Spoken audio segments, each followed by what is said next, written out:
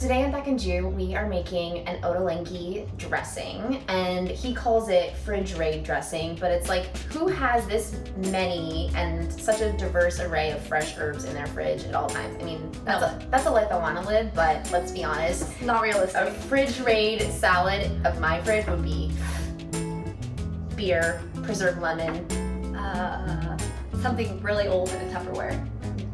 That's me. ew, yes.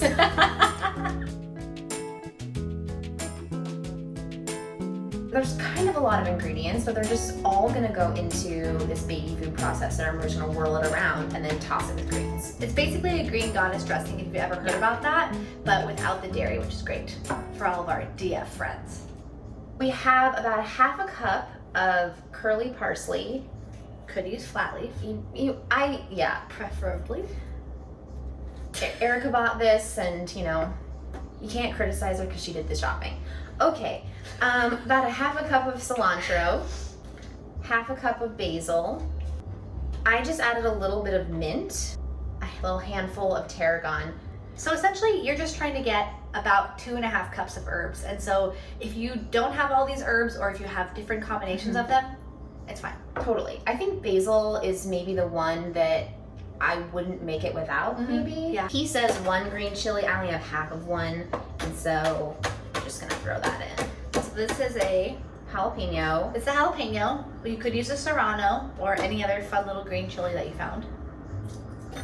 And what Julie's doing right now is just using the back of a spoon, in this case a tablespoon, to kind of just peel off the skin. Sometimes I get lazy and I don't peel the ginger.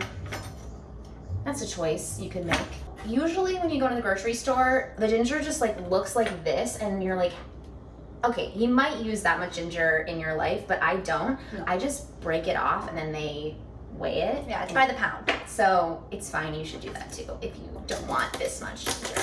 And then Julie's peeling 1 clove of garlic, half an avocado. All right, so now I'm zesting about 1 teaspoon of lemon zest.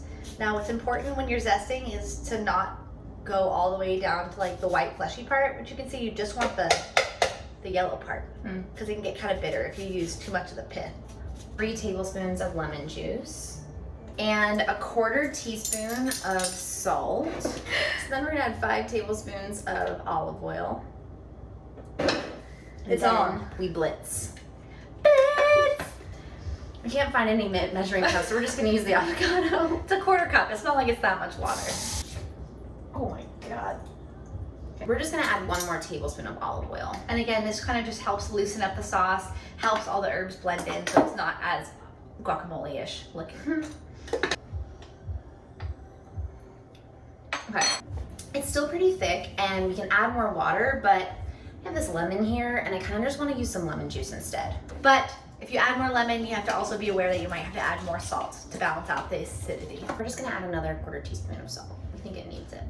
So then you just have a great dressing, and you can put it in a container and keep it in your fridge. And honestly, it doesn't just have to go on a salad. You can put it on roasted vegetable. Oh my God, true. What were you saying? This has always happened to me. We're just gonna put a little blob in the bottom of our bowl.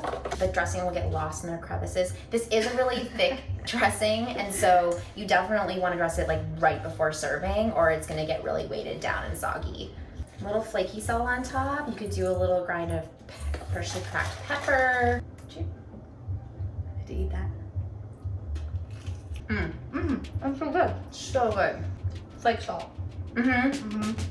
Flaky salt adds so much to a salad. You just get this little bite of It just inhaled a leaf. A little bite of Yum. Nice. That's it.